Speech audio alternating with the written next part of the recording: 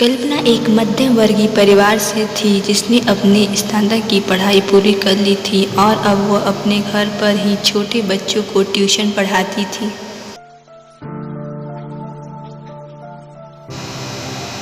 कल्पना का रंग गोरा था और वह दिखने में बिल्कुल गुड़िया की तरह थी। कल्पना के माता पिता उसकी शादी के लिए एक अच्छे लड़के की तलाश कर रहे थे। तभी कल्पना के मामा एक लड़के के बारे में बताते हैं।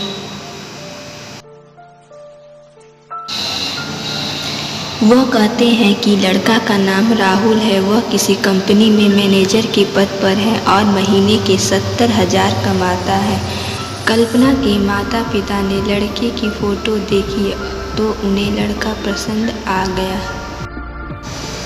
जब कल्पना की मां ने कल्पना को लड़के की तस्वीर दिखाई तो कल्पना ने कहा, जब आप दोनों को लड़का पसंद है तो मुझे भी।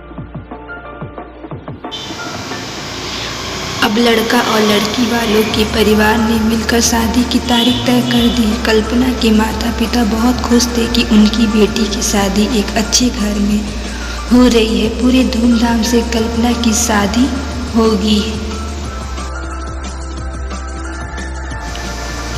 अब कल्पना अपने बचपन के घर को छोड़कर एक नए घर चली गई। कुछ दिन तो कल्पना को अपने माता पिता और अपने घर की बहुत याद आई।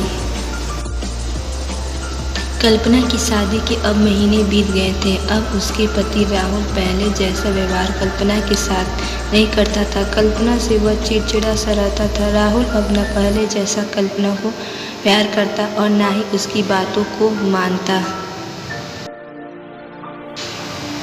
कल्पना को समझ नहीं आ रहा था कि वह क्या करे। वह बस रोकर अपने दर्द को कम करने की कोशिश करती।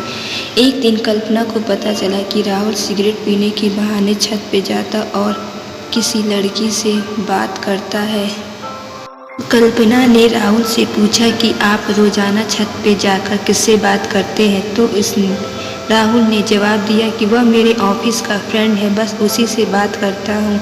और तुम अपने काम से का मतलब रखो, ज़्यादा सीआईडी बनने की ज़रूरत नहीं है। होली का दिन था। राहुल के कुछ दोस्त उसके घर पर आए थे। सभी ने घर पर पार्टी किया। उस दिन राहुल का एक दोस्त थोड़ा ज़्यादा ड्रिंक कर लिया था और उसने नशे में कल्पना के सामने जाकर कहा, भाभी आप इतनी प्यारी और मासूम हैं।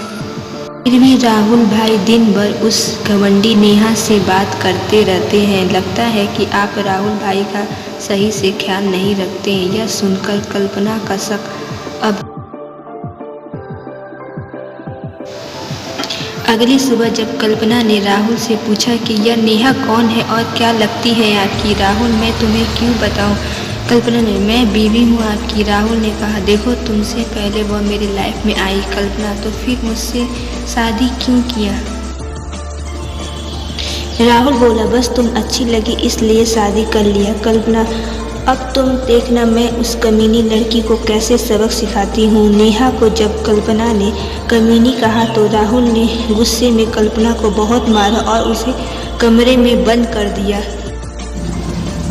कल्पना की सास को सब पता था, फिर भी वह अपने बेटे के सामने एक शब्द भी नहीं बोलती थी।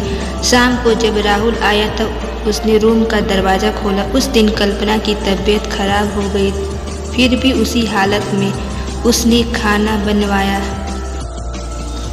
कल्पना यह सारी बात अपनी माँ को बताना चाहती थी, लेकिन चाहकर भी वह नहीं बता पा रही थी, क्योंकि वह जानती था कि अगर उसने माता पिता को यह सब पता चलेगा तो वह परेशान हो जाएंगे।